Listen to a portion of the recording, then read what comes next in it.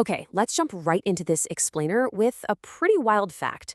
We are living longer right now than at any other point in human history. I mean, it's a modern miracle. But beneath this incredible achievement is a much more complex and, frankly, kind of uncomfortable reality. Today, we're going to unpack exactly what the science says about these extra years we've gained. Think about this for a second. Over the last century, life expectancy at birth absolutely skyrocketed. For both men and women, it shot up by more than 30 years.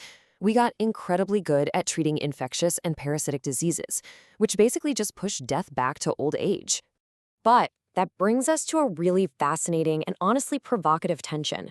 Are these extra years actually healthy? Like, are we genuinely living better, or are we just spending a whole lot more time being sick with degenerative diseases? To figure this out, here's our roadmap for today. We'll look at the longevity paradox, whether we're living longer or just living sicker, the biological hallmarks of aging, the actual truth about Ikigai, and finally, some real strategies for healthy aging. Let's get into it. First up, the longevity paradox. So the crucial thing to understand here is that population health has two competing theories. The first is the compression of morbidity. This is the dream scenario where we delay chronic disease so well that we stay healthy until the very end, basically compressing all our sickness into a tiny short window right before we pass away. Then there's the expansion of morbidity. This is where medical tech is amazing at keeping us alive, but it doesn't actually cure the underlying disease. The result? The amount of time we spend living with chronic illness and disability actually expands. Which leads us perfectly into Section 2, living longer or living sicker. When we look at the population data, we see a clear and honestly pretty sobering trend. Total life expectancy is rising steadily, sure, but our healthy life expectancy is just not keeping pace. This basically confirms we are absolutely in that phase of expanding morbidity. Our total lifespan is increasing way faster than our health span, which means those extra years at the end are increasingly spent just managing chronic illness and functional decline. Yikes. Part 3, the hallmarks of aging. To understand why this is happening and why we can't just flip a switch to cure aging, we gotta zoom right down into your cells. Chronological age, the number of candles on your birthday cake, does not equal your biological age. You could have 3 people who are 50 on a calendar, but functionally, their bodies could be acting like a 40-year-old, a 50-year-old, or a 60-year-old.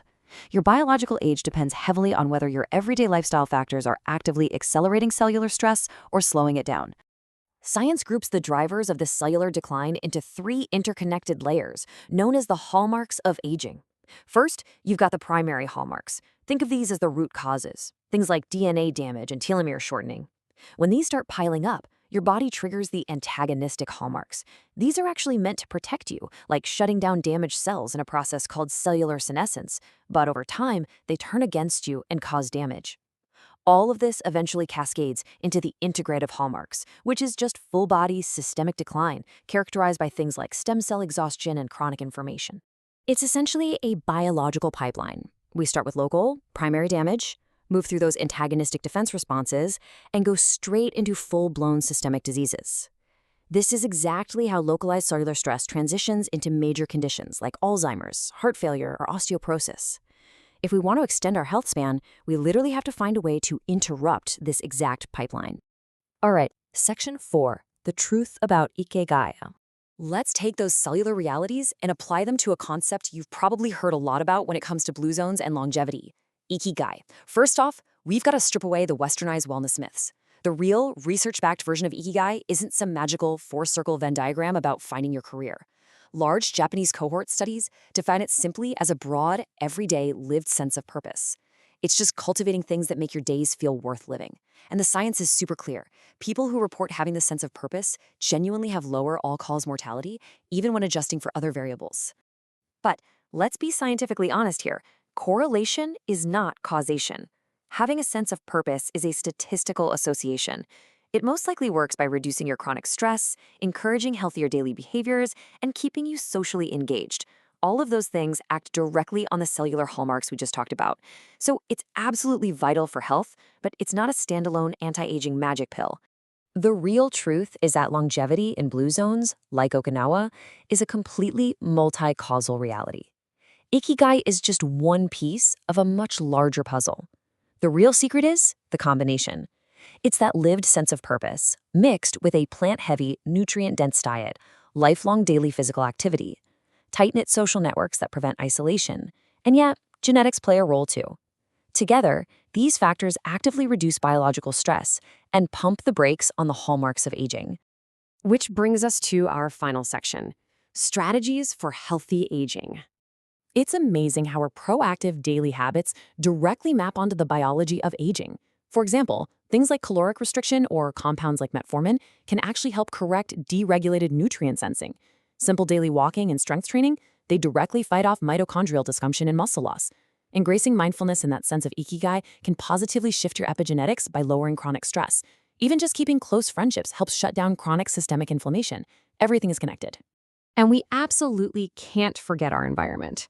For aging populations, the difference between a thriving life and a really difficult one often comes down to having an age-friendly setup.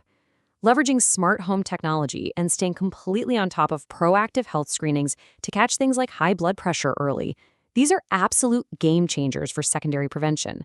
Because keeping a close eye on these vital metrics is absolutely essential for avoiding that expansion of morbidity we talked about. You've got to know your baseline. To accurately track your daily movement, sleep quality, and vital health metrics, I highly recommend checking out Affiliate Product A. You can click the link in the description to get it today. It's a fantastic way to align your everyday habits with the exact science we've covered in this explainer, so you aren't leaving your long-term wellness to chance. Before we wrap up, I want to leave you with a provocative thought to chew on.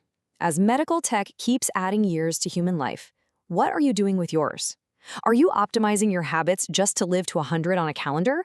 Or are you taking action today to maximize the quality, vitality, and actual health of the years you have right now? The science shows the choice is largely in your hands. Thanks for hanging out with me for this explainer, and I'll catch you in the next one.